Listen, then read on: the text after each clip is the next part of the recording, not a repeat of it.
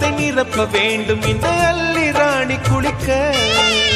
இந்த ரீதியில் அன்பு செய்தால் என்னவாகுமோ என் பாடு.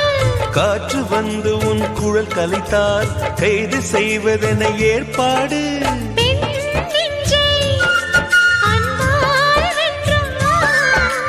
ஹே ராணி, அந்த இந்திரலோகத்தில் நான் கொண்டு தருவேன் நாளொரு பூவீதம்.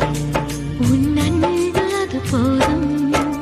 தொடு தொடுவெனவே வானவில் என்னை தூரத்தில் அழைக்கின்ற நேரம்.